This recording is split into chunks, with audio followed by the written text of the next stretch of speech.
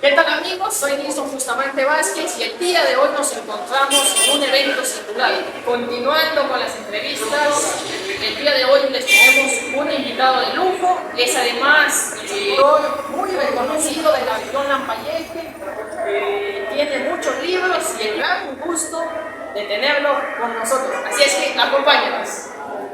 Bien, como ya les había mencionado, hoy tenemos un invitado de lujo y lo tenemos aquí con nosotros. Él es el gran maestro Andrés Díaz Núñez, a quien tenemos el gusto ya de conocerlo hace algún tiempo, pero hoy lo tenemos para presentarlo hacia todos ustedes. De repente, aquellos que nunca han escuchado de él o algunos que conocen solamente los libros, pero no hace persona. ¿Cómo está, maestro Andrés? Bienvenido.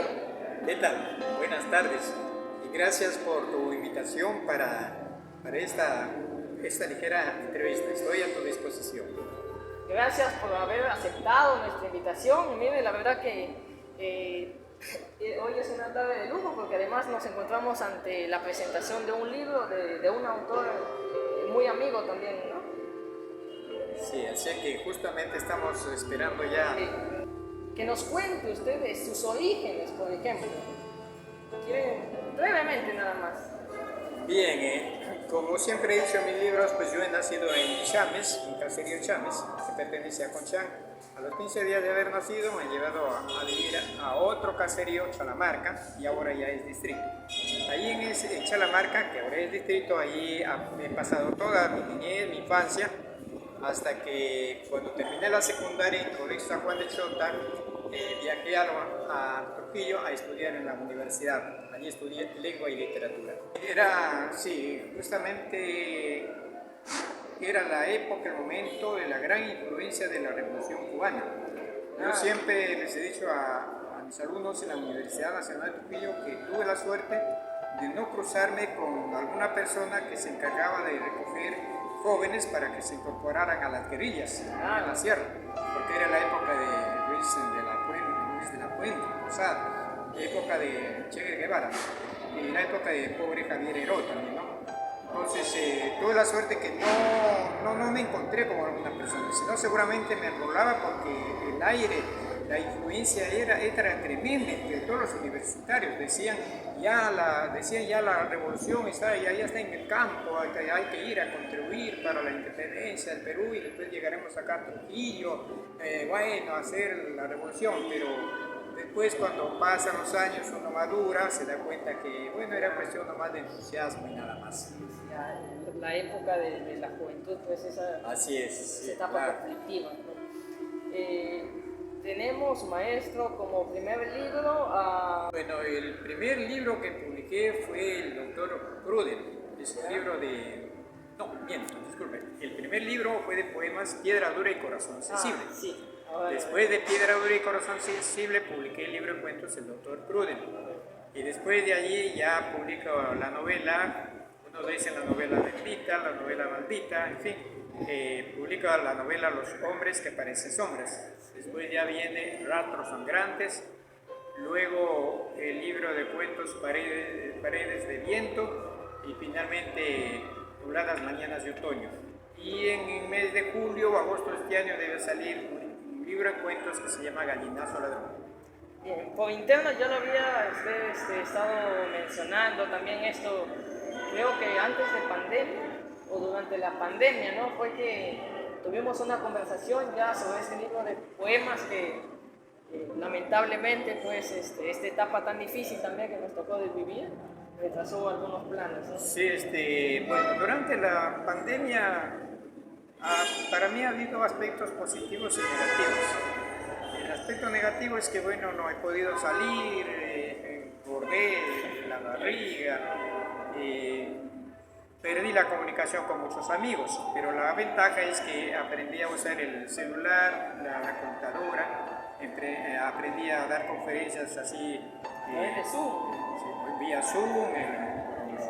Google Meet, y he aprendido. Y además me he dedicado a corregir íntegramente los cuentos y los poemas que tengo tan escritos. Y además de eso me he dedicado a escribir cuentos.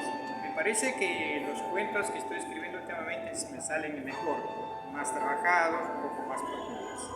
¿Puede ser por la experiencia o aquí cree usted de que... Yo creo que se debe al tiempo que dispongo. Actualmente dispongo de un tiempo íntegro, total, podríamos decirme, para dedicarme a leer y a escribir. Ya no es como anteriormente, cuando estaba en la universidad tenía que dedicarme a la universidad, preparar clases, revisar trabajos, o sea, estar siempre atento. Pero ahora mi vida es, en la mañana hago unas cosas domésticas, no hago mi patio, algunas cosas, en fin, luego como me desayuno y me siento a leer y a escribir. Y creo que a eso se debe que el cerebro ya se vuelve más práctico, más activo en cuanto a la escritura. O sea, para escribir ahora lo hago con más facilidad. Y naturalmente será también por la experiencia y por un poco más de cultura, que de conocimiento que he adquirido a través de la lectura de nuevos libros. Sí, como decía, sí me chocó bastante, incluso de repente como una especie no de desahogo, sino de desafío, no sé qué término emplear. No me corté el cabello un año, no me afeité tan cerca de un año.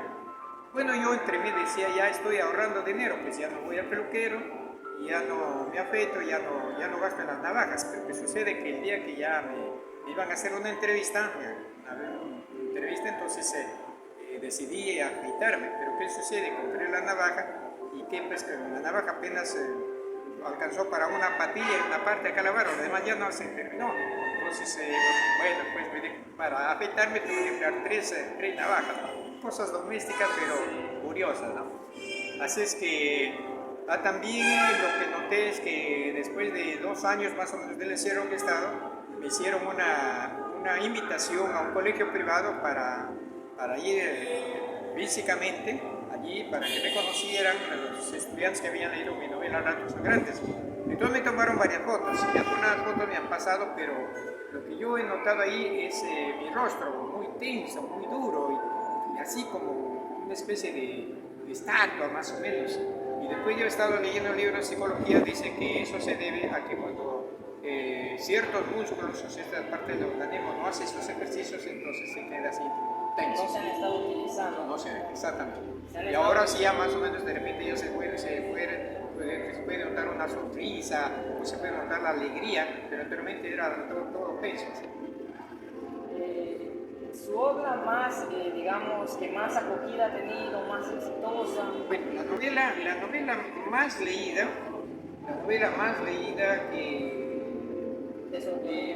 leída y más pirateada es Ratos Grandes. Pues de mi poder ya han salido 34.000 ejemplares. Luego los piratas no sé cuántos ejemplares habrán sacado. A pesar de que firmo la novela, pero siempre o sea, la piratería incluso últimamente están falsificando mi firma, o también lo tipean, y hay una novela en Ratos Grandes donde ha sacado Andrés Díaz Núñez. Yo soy Andrés Díaz Núñez por acaso, porque sé que en una academia una estudiante le dijo al profesor, no, el autor es Andrés Díaz Núñez, y sacó la novela. Y el profesor, que bueno, pues ha estudiado en la universidad, dice, no, es Andrés Díaz Núñez. Pero miren el daño que nos causa. Después el libro también muy leído y muy pirateado es Pared de Viento. Y el libro que se lee a escondidas, o la novela que se leen a escondidas, porque es que todavía estamos viviendo época de hipocresía, podemos decir, porque lo que yo narro, Los hombres que parecen sombras, son cosas, historias reales. Entonces, los hombres que parecen sombras sé que la leen a escondidas, se prestan, uno presta la novela al otro, ese a otro y a otro, o sea que se cadena, y al final el que prestó la novela ya no la vuelve a recoger, porque la novela sigue caminando, Sí, ¿no? Entonces, ahora con la digitalización también. sí, y la digitalización. Hablando de esto, debo decirles que mi libro Paredes de Viento está pirateado y están vendiéndolo, he visto en España. Vienen ahí, uno entra a Google y pone Andrés de Núñez obras y sale Paredes de Viento por 7 euros. Entonces, bueno, lo de bueno es que está mi nombre, está exactito la cara toca Paredes de Viento, Andrés de Núñez. Entonces, bueno, ¿qué hacer? Pues no, cuestión económica, ¿no? Sí, entonces, claro, o sea que ya se dedica a vender esos libros y bueno, un lujo, Lamentablemente. Hemos logrado ver pues que sus personajes son algo extraños, inusuales, ¿no? ¿A qué se debe, no? Bueno, aquella característica. mira, Los hombres que parecen hombres publiqué en el año 1981 y gracias a la publicación de Los hombres que parecen hombres es que me hice conocido y gracias a esa novela es que me invitaron al tercer encuentro nacional de narradores en Trujillo. Estuvieron pues, como dice, la crema de los narradores. Incluso, por ejemplo, estuvo Augusto Tamayo Vargas. Tamayo Vargas me dijo, usted es joven y debe dedicarse, bueno, a leer y escribir más.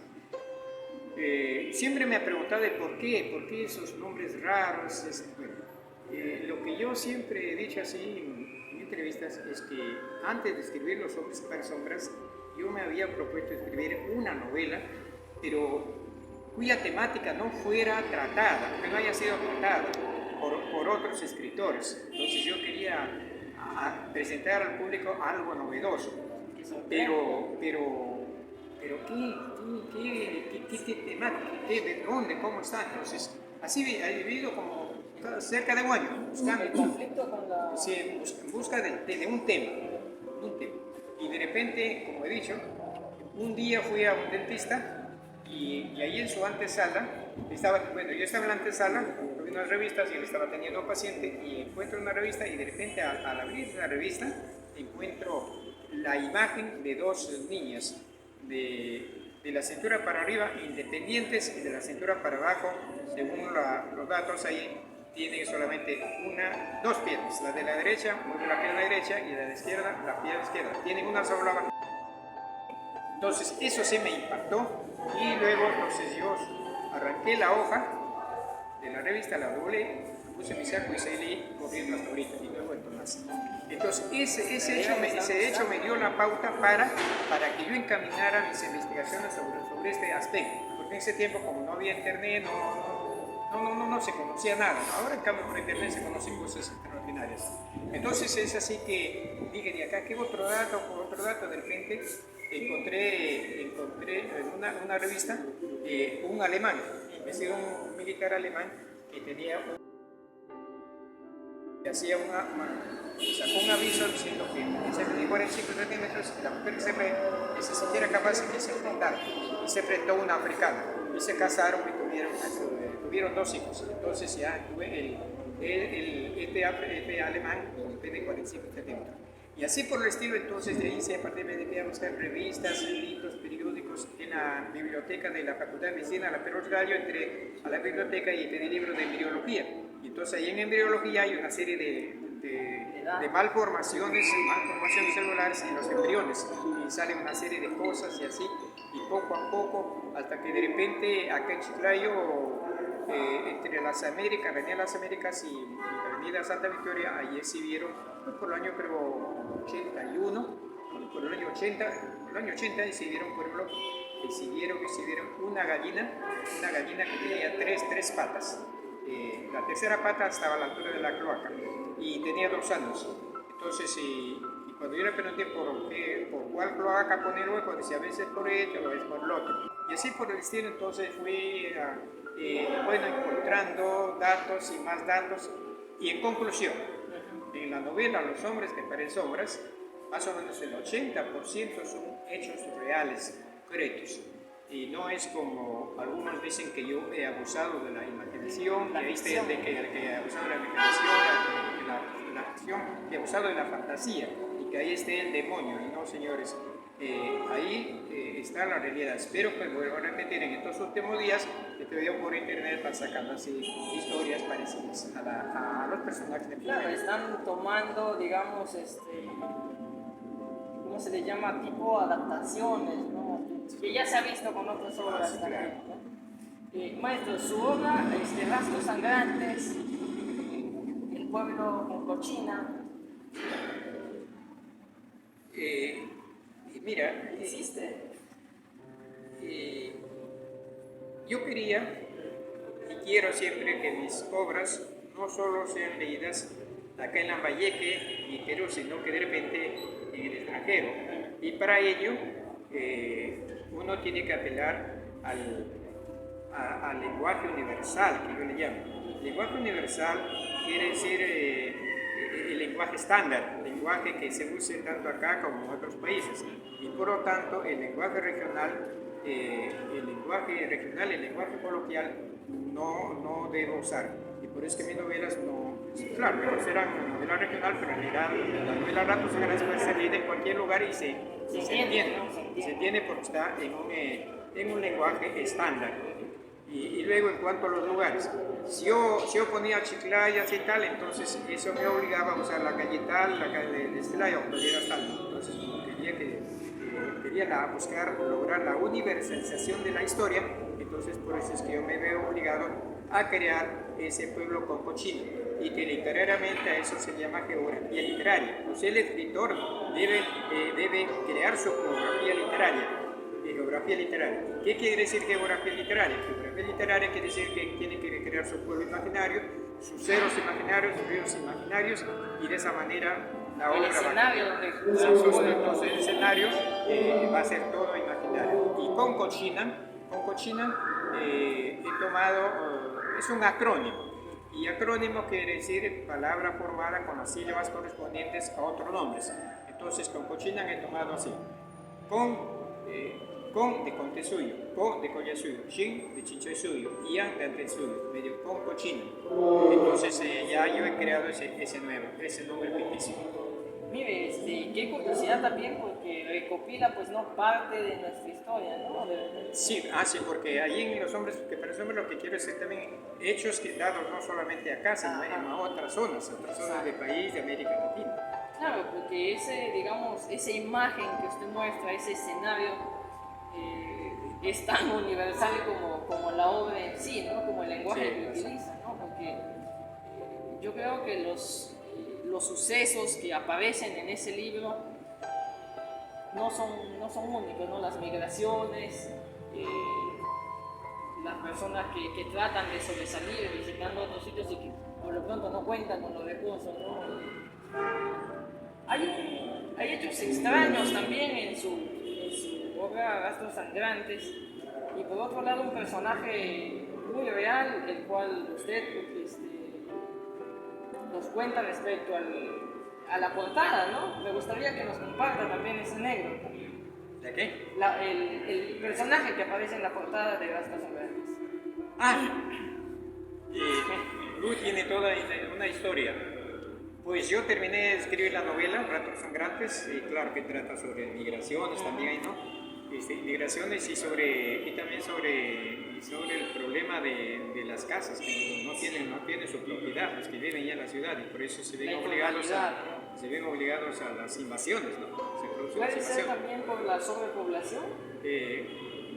Claro, por la superpoblación, de hecho, y también por la manifestación clara y precisa de la existencia de clases sociales.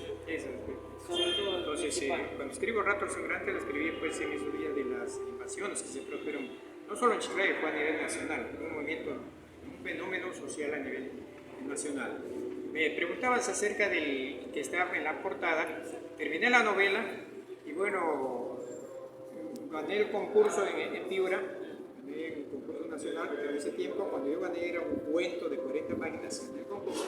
Ya yo decidí ampliar y luego publicar, pero necesitaba una portada, una foto. Entonces yo hice el encargo a 3 fotógrafos que me tomaran la foto de un loco, por ejemplo, comiendo algo de un tanque de basura, un loco caminando, un loco con un libro. Entonces yo les pagaba el precio que ellos querían. En ese tiempo una foto, era la época de inflación, una foto costaba más o menos 1.000 soles, más o menos en ese tiempo de inflación. Bueno, entonces me llegaron fotos de 3 fotógrafos, pero la que más me costó es la que está apareciendo en la carátula. Esa foto me costó en ese tiempo 5.000 soles. Fue la definitiva, ¿no? Sí, entonces después que ya salieron 3 ediciones, se apareció el fotógrafo para pedirme regalías, que ya yo estaba negociando con la foto. Le dije, mire, usted me pidió el precio que usted quería y ahora yo soy dueño de esa foto. Si usted quiere, bueno, le pongo el nombre de quien tomó la fotografía, pero el otro no puede participar. bueno, pues ese loco le tomaron en Lambayeque. Ya después, como anécdota, debo contar que después de 2 años que publiqué la novela, yo estaba acá en Chiclayo por la calle León Seguirre y un señor se acercó y me dijo: oiga, señor, ¿usted es el autor de la novela Ratos Sangrantes? Sí, le dije: ¿sabe qué? Me dijo: yo soy el que le regalé las zapatillas al loco y en Lambayeque. Y a ver si por ahí debajo escribe que el que regaló zapatillas, pero no tal. Ah, ya, dije, inmediatamente saqué una receta, anoté en un papelito, pero la verdad es que como no me interesaba su nombre, ahí quedó. Maestro, en los cuentos Paredes de Viento, por ejemplo, tenemos la del autor que lleva la carta, por ejemplo, a un concurso, ¿no? Sí. Está más sobresaliente. En materia de literatura, en materia de la creación literaria, en materia de literatura hay lo que se llama la literatura escrita y la literatura oral. La literatura escrita es cuando ya está en el papel, está en las letras, no está en los grafemas. Y la literatura oral está en la boca de la gente, del público, puede ser del culto, de repente del no inculto, en fin. Entonces, por ejemplo, ese cuento del que él lleva el cuento para un concurso y se aparece la señorita, ¿no? Eso he tomado de una versión popular. Siempre es una especie de leyenda costeña. Entonces, los choferes, sobre todo ya de edad avanzada, cuentan que cuando conducían su vehículo, en la pista levantó la mano una señorita y luego subió, y después de haber, ya dejaron más o menos 1 hora o 2 horas, dijo: espera un ratito, y para ir al baño desapareció, o bueno, que de una u otra manera esa pasajera desapareció. ¿Ya? Entonces, sobre esa idea, sobre esa versión, yo he trabajado el cuento. Y debo decirte que la primera versión que lo hice fue en tiempo presente, el verbo en tiempo presente. Pero me di cuenta que al narrarlo en tiempo presente, a este personaje misterioso yo lo acerco mucho al lector. Entonces el lector va a estar muy atento. Y cuando ya lo haga desaparecer, entonces no va a ser muy brusco. Entonces decidí contarlo en tercera persona, o sea, lejos, alejarme a mi personaje del lector. Y por eso es que aparece, cuando uno lee, lo escucha que subió tal, o sea, alejé al personaje y lo puse en tiempo, en pretérito papal, pretérito perfecto, o sea, a ver, en modo indicativo, pretérito imperfecto. Claro, vemos esa propio de narración en tercera persona, pues, ¿no? De que es como el que ya tiene la historia, pero nos está mostrando, ¿no? A los oyentes, a los lectores. Muy parecido también a lo que sucede en las historias orales, ¿no? Claro. Sí. Por otro lado, sobre su poesía, que la verdad no es tan conocida, o de repente sus libros no se ven mucho en las librerías. Lo que sucede es que yo empecé escribiendo poesía. Tengo varios premios en poesía, pero después me di cuenta que mi poesía tiene un tono narrativo, tiene que narrar. Entonces me autodescubrí que yo tengo un poco de habilidad para la narración, por eso me dediqué a escribir cuentos. Pero cuando escribo los cuentos me di cuenta que cuando empezaba un cuento, sale una historia, otra subhistoria, y entonces algo más. Y de ahí dije: no, entonces yo tengo habilidad para la novela. Luego pasé a escribir la novela. Pero, repito, cuando ya me dedico a la narración, entonces a escribir la novela, me dejo ya de lado la poesía. Entonces, las personas de aquellos años, personas del año, por ejemplo, del año 80, 81, 85, 86, o bueno, del año 70, 71, al 80 me conocían como poeta, pero después ya los jóvenes me conocen como narrador. Y por eso es que últimamente me he vuelto a la poesía. Sí. Y por eso estoy escribiendo, publicando en mi Facebook, poemas estoy escribiendo últimamente. Y debo decirles al público que después del libro Gallinazo Ladrón, que debe salir en julio o agosto, ojalá por el mes de octubre o noviembre debe salir el libro de poemas. El libro de poemas va a aparecer los poemas que estoy escribiendo últimamente. Y que algunos de ellos ya han sido publicados en Facebook. Sí, ya en el Facebook he publicado como 25 poemas y veo que me salen más o menos, ¿no? No, sí, tienen su calidad. Aparte, yo creo que esa trayectoria ya que tiene le ayuda bastante porque La experiencia, la se práctica. ve un poeta maduro. La verdad que no he tenido la oportunidad de leer sus poemas que han sido Poemario. publicados anteriormente. Ya está agotado, está agotado, pero ya en octubre, noviembre debe salir. Una reedición. Segunda edición, se va a hacer una edición. Bueno, maestro, muchas gracias por habernos regalado su valiosísimo tiempo. Esperemos pues tenerlo en una próxima oportunidad. Agradecemos también a Denis Gallo Requejo, quien está detrás de cámaras, ¿no? Y que nos está apoyando para que sea posible este momento. Muy bien, gracias.